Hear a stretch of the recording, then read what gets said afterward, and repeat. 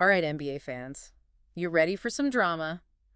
Forget the players for a second. We're diving deep into the NBA coaching hot seat today. Oh, this should be good. I know, right? You Yeah. sent over this article, and let me tell you, some of these names had me doing a double take. Well, you know what they say about the NBA, right? It's a make-or-miss league.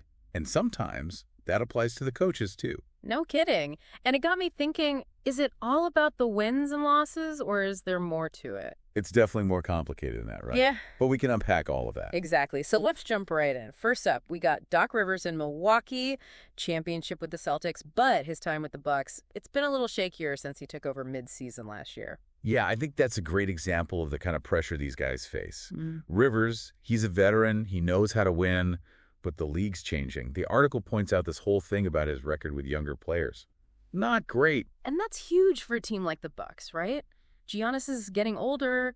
They need to find his successor. And if Rivers can't develop the young guys... It's going to be a long season in Milwaukee, that's for sure. Especially after they went all in trading for Lillard. Talk about pressure. Okay, so you've got Rivers trying to balance championship expectations with player development.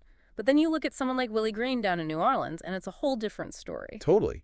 Green's interesting, right? Yeah. Improves every year. But now you've got a healthy Zion Williamson, Brandon Ingram. Expectations are through the roof. No kidding. That duo, they got to figure out how to make that work. It's make-or-break time for Willie Green, that's for sure. He needs to show he can manage big personalities and even bigger talent and turn that into wins. And if he can't? Well, let's just say the hot seat gets even hotter down in New Orleans. Speaking of hot seats, we got to talk about Billy Donovan in Chicago. 5 seasons, 1 playoff win. Oof. And yet he's still there. Right. With a front office that's shown they're not afraid to make a change. Remember Scott Skiles? Christmas Eve massacre. Poor guy. Brutal. But it just goes to show you the kind of pressure these guys are under. For sure. And now Donovan's got to do it without DeMar DeRozan. It's going to be a tough task to keep the Bulls competitive in the East. No doubt. Okay, last one. And this one had me scratching my head. Mike Malone. In Denver. Coming off a championship, the article mentions he's on shaky ground. Yeah, you'd think a championship buys you a little bit of breathing room.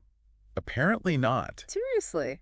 What's the deal there? Rumors of tension with the front office, even with the contract extension he just signed. So you're telling me even winning it all doesn't guarantee you job security in this league? It's the NBA. Anything can happen. Yeah. And it sounds like in Denver, something might. Wild! Right. You win a championship, you'd think you're set for a while. Right. I mean, talk about job security. Guess not.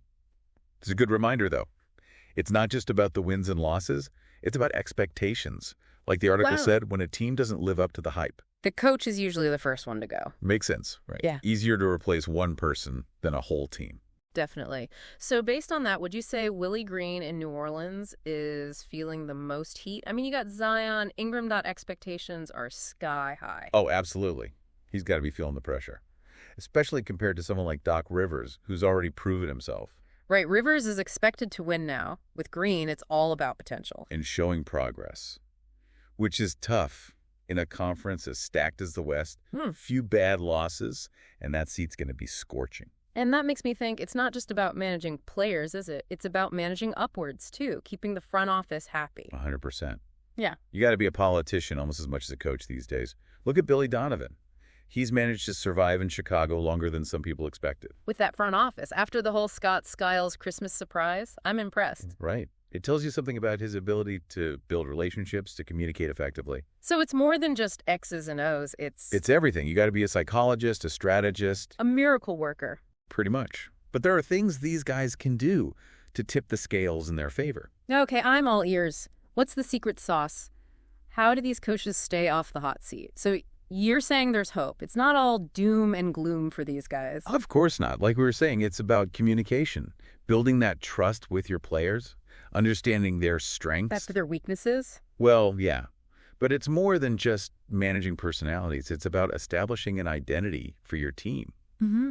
What are we trying to do here? What kind of culture are we building? Because when things go wrong... And they will go wrong. Right. That's when it matters. That foundation of trust. Exactly. And you got to be able to adapt. The NBA, it changes so fast.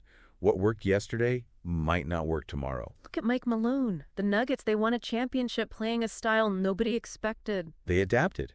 Yeah. And they empowered their players to do the same. It's true. You can't be afraid to try new things. And you got to have a good team around you, assistant coaches, front office, everyone on the same page. It's a team effort, even if it feels like the head coach gets all the blame when things go wrong. And all the credit when they go right. But at the end of the day, you still got to be able to coach X's and O's, putting your players in a position to succeed. So communication, culture, strategy, and a little bit of luck. The secret formula. Sounds about right. Easier said than done, I'm sure. All right, everyone, that's our deep dive into the NBA coaching hot seat. We've covered a lot of ground today, but as always, we want to hear from you. Who do you think is under the most pressure this season? Let us know in the comments, and we'll be back next time with another deep dive into the world of sports.